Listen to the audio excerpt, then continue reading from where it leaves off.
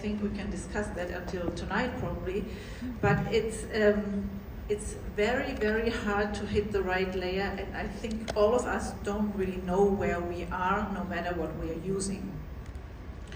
And often we also see a bulging of the periorbital fat, and we actually don't want to have any more bulging and not any water retaining HA into this fat area. Otherwise you have more eye bags, which shows in the morning more than at night. So on top of all of that, what we spoke about, we have to speak about lymphatic drainage. It's super individual.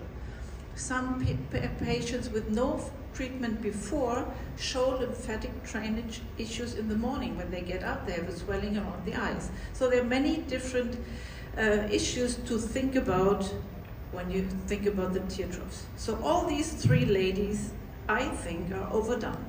All these three ladies come again to have a treatment for the tear trough area. There's a psychological problem because they had maybe in their young ages a dark circle or a tear trough, and then they got treated and they think that they have to be retreated again. No, of course not. These ladies you need to partner with and then get rid of all the old material first. Really use your hyaluronidase until they really show no swelling anymore. But we have also these male. You see, after 3 months he looks actually quite nice, better at least. But when he comes back 3 years later with no further treatment, you can see the product. It jumps into your eyes. It's not nice. Now you have the Tyndall effect. You can feather it out, but it's much better to take it out first. Or another guy, you see, he has a good result too. He's happy about that. But then when he smiles, it bulges up. So you were not in the right layer.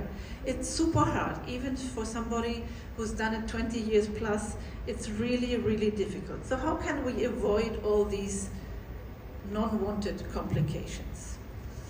First, I love to speak about assessment. You need to see and touch your patients.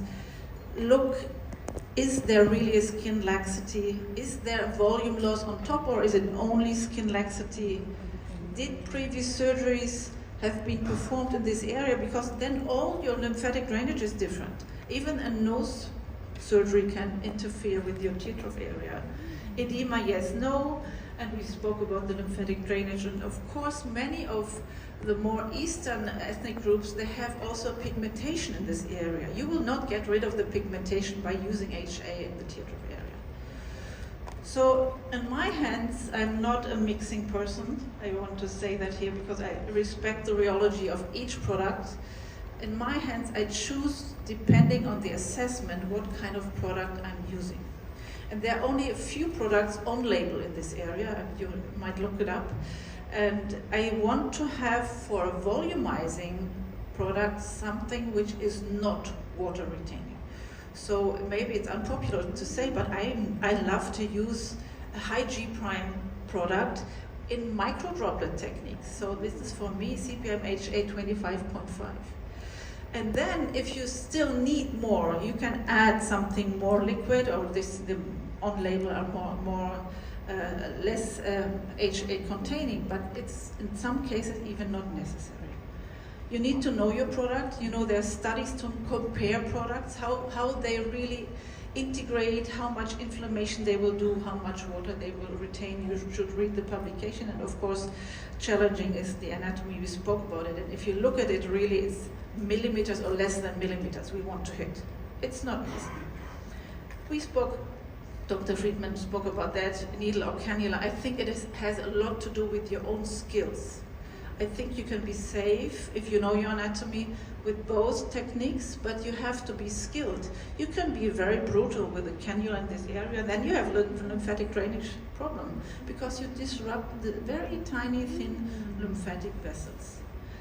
I hope this video is going to run. Let's see.